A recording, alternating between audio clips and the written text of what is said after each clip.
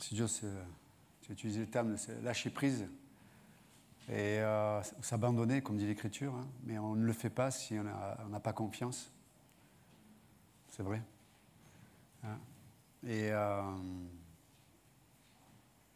fait, tout le travail de Dieu dans nos vies, c'est de nous apprendre à lui faire confiance. Parce que là, si je ne suis pas sur le terrain de lui faire confiance, comment je peux lâcher prise ou m'abandonner à lui? Ce n'est pas possible. Je ne peux pas être dans le repos si je n'ai pas confiance. Du projet qu'il a pour nos vies. Et n'oublie pas, dans la pensée de Dieu, son projet, il est pour ici-bas, mais il est aussi, il prend en compte l'éternité.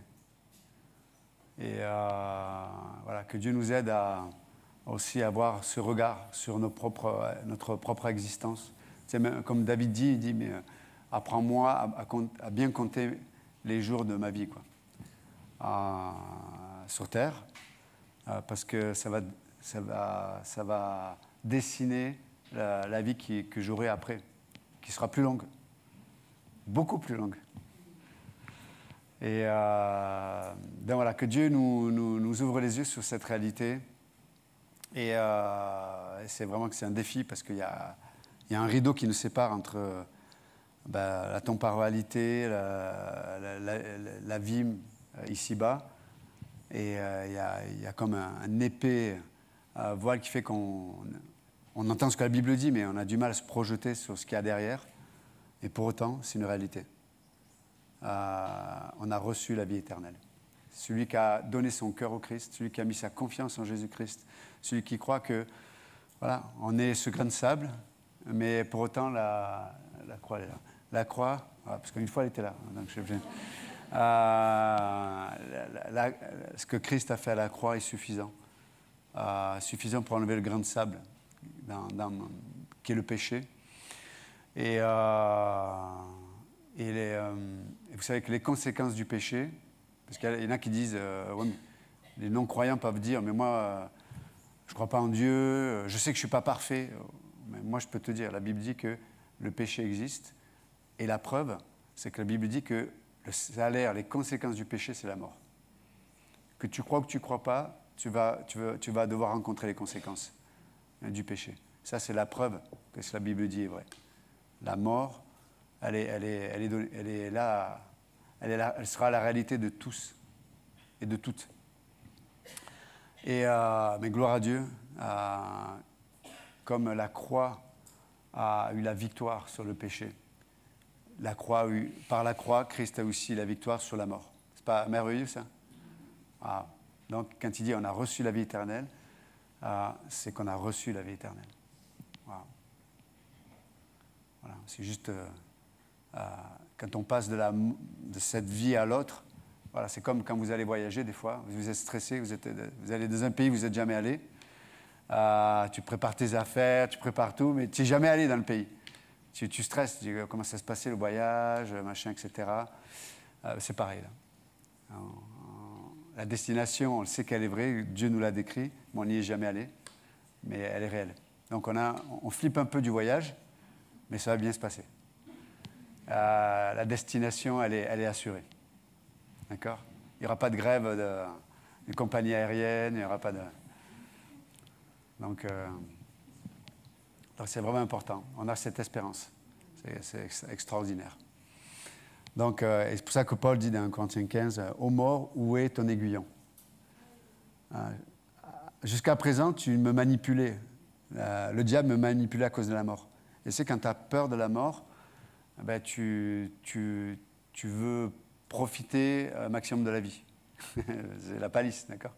Mais du coup, tu vis pour cette vie.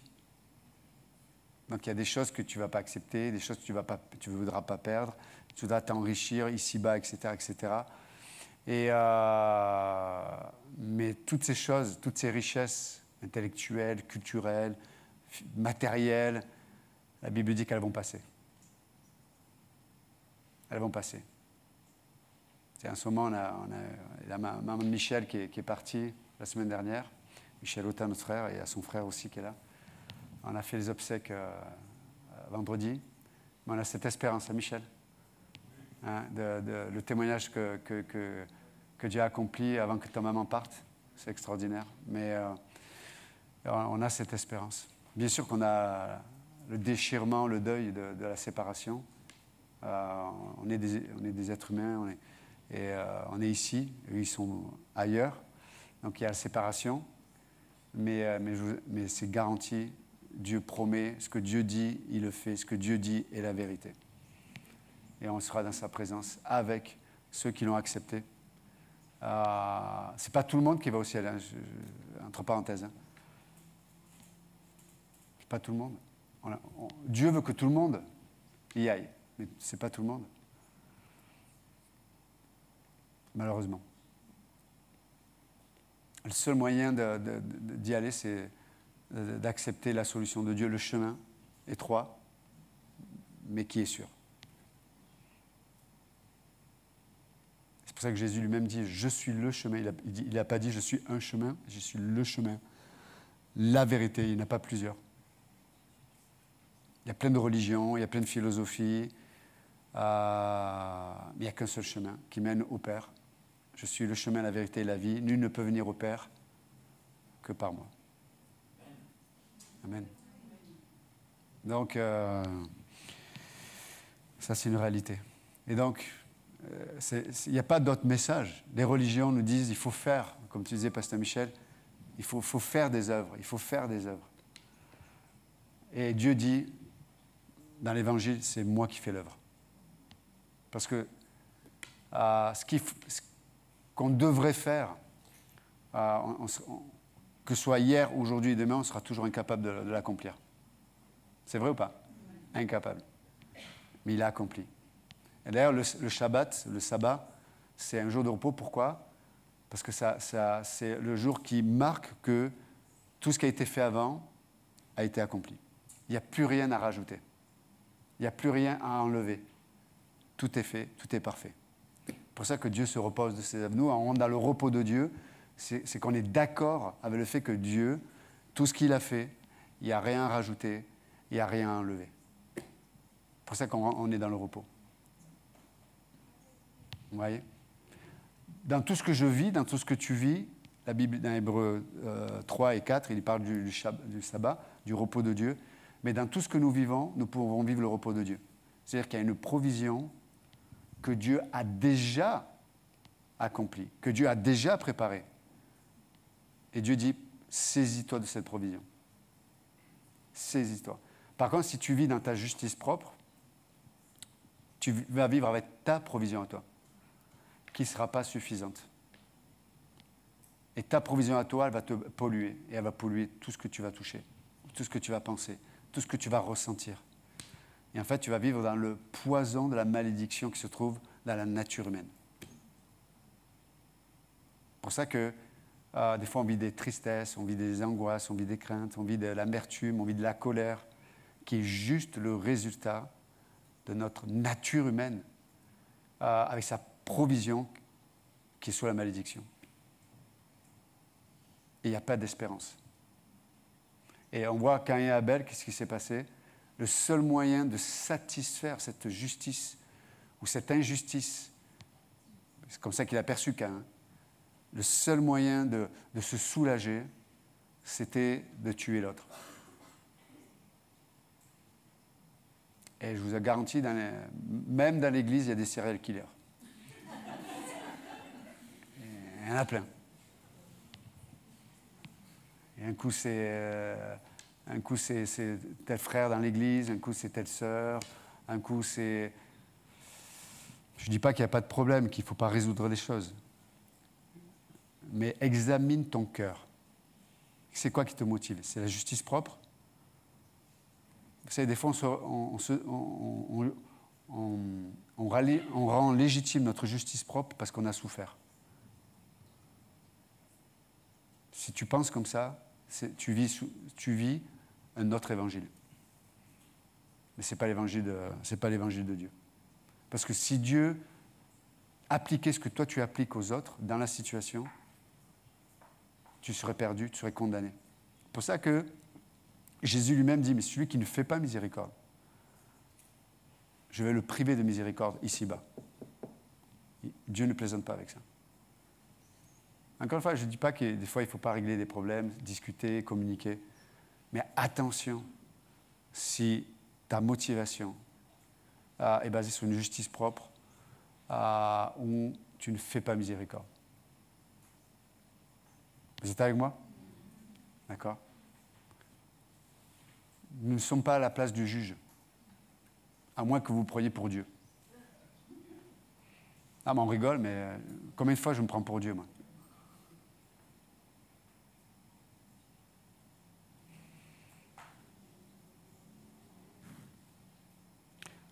Le péché de l'autre ne justifiera jamais mon propre péché. Vous entendez ou pas? Ce n'est pas parce que quelqu'un m'a fait quelque chose, même qui m'a blessé, que je dois réagir dans la chair ou pécher de la même façon. Donc ça nous amène vraiment à nous appuyer sur l'œuvre de Christ, le repos. Avant de communiquer, avant de parler, avant de penser même. Cherche la face de Dieu pour trouver le repos. Vous m'entendez ou pas? Et moi, je suis vraiment à l'école là-dessus. Le pasteur Michel, tu disais, tu as un tempérament, on est un peu colérique. Les leaders, en général, ils sont un peu... Avant. Avant.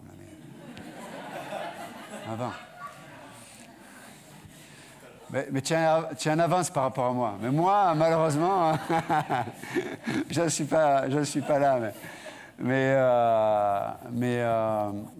vraiment, je bénis Dieu parce que j'apprends les vertus d'attendre dans les situations avant de parler, de communiquer. Pourtant, l'Écriture nous l'enseigne depuis le départ, mais moi, je commence un peu à le découvrir. Mais surtout en tant que pasteur, tu discernes, tu as l'Écriture, et c'est vrai, on a une place particulière. Et on a l'impression qu'on est toujours juste. Des fois, on est juste sur notre analyse, mais notre façon de réagir, notre façon de parler, notre façon d'intervenir, elle n'est pas juste très souvent. Donc Dieu me dit, hey, chut, repos. Comment ça? T'as pas vu? T'as vu comme il m'a parlé? À moi?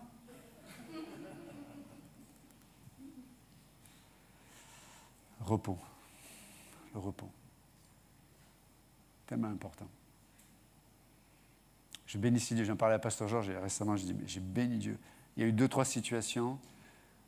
J'avais écrit des messages, vraiment des tartines comme ça, pour vraiment bien corriger les gens, quoi. Et j'avais raison. Là, pour le coup, j'avais vraiment raison, quoi. Et dans ma chair, ouais. Et j'ai écrit des tartines, je tournais dans mon lit jusqu'à 3h du matin. Tu vas voir, vraiment la chair, tu vas vraiment, c'est pas possible, c'est pas normal. Je tournais. C'est pour ça que je suis svelte, je prends pas de poids.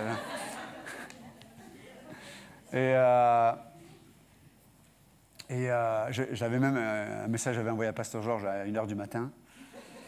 Alors, j'ai vu qu'il avait pas regardé, donc je l'ai effacé à un moment donné.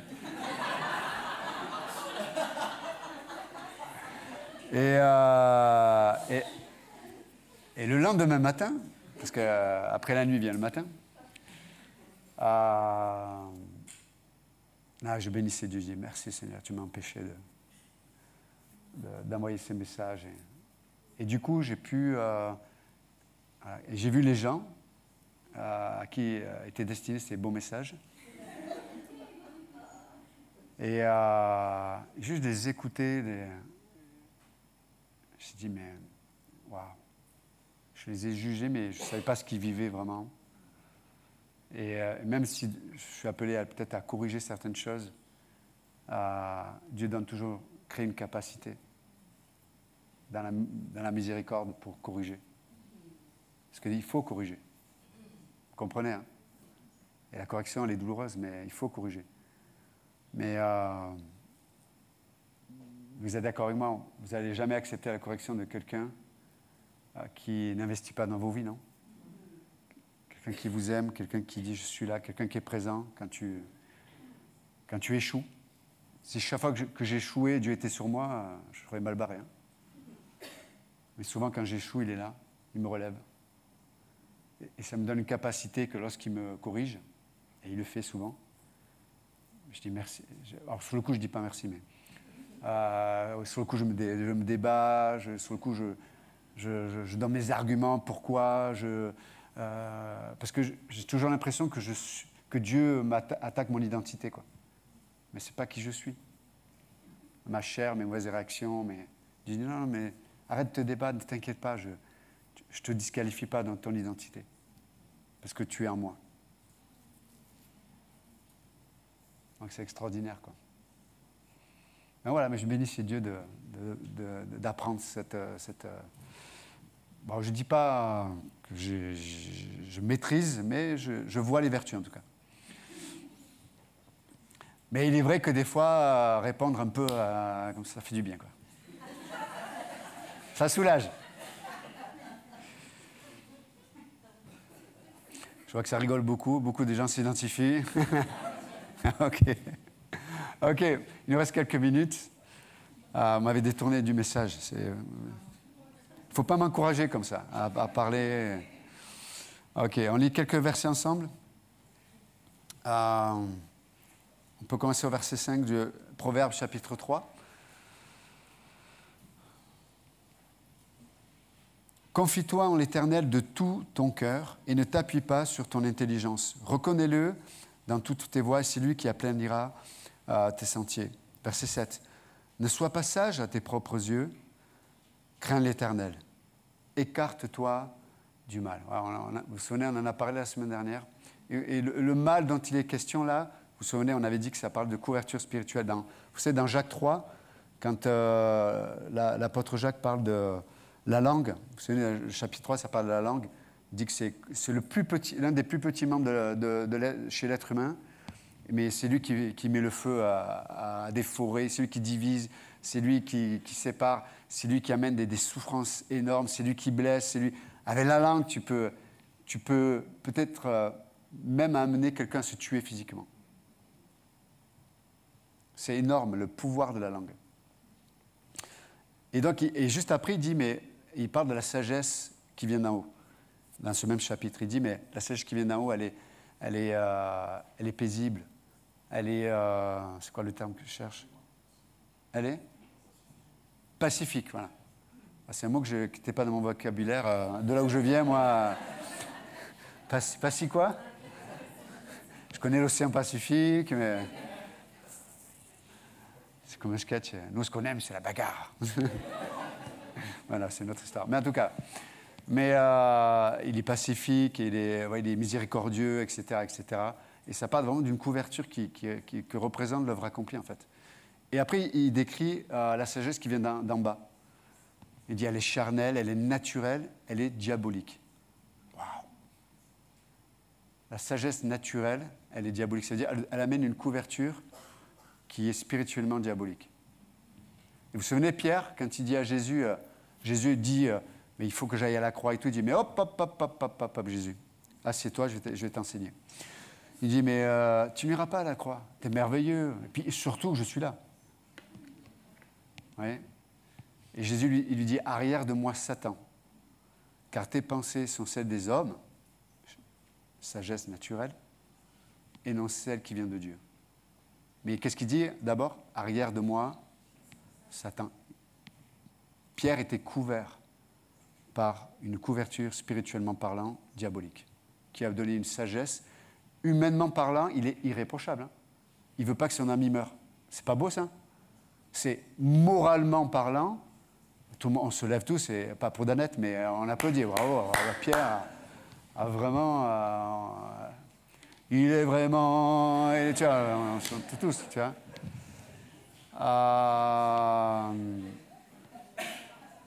Et Jésus dit quoi? Arrière de moi, Satan. Jésus n'était pas... tu vois, nous, on est tellement... des fois, on analyse les choses tellement de façon humaine, quoi.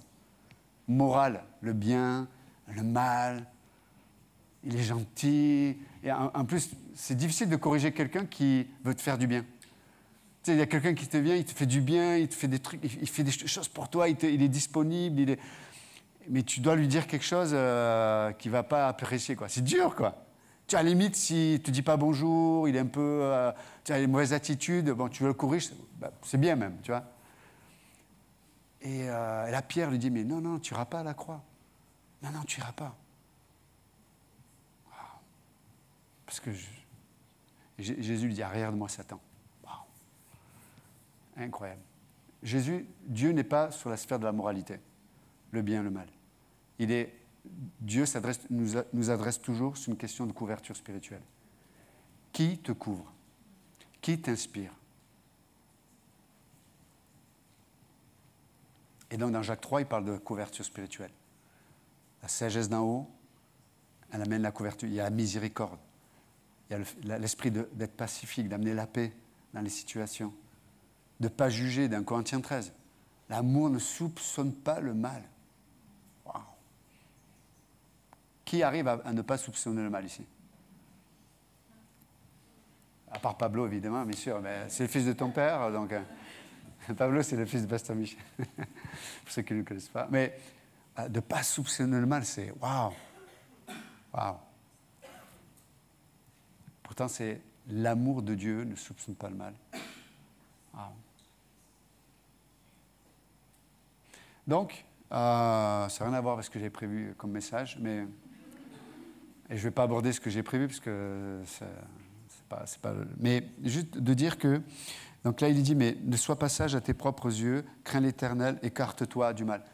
Écartons-nous de cette couverture spirituelle qui veut nous faire fonctionner dans la moralité.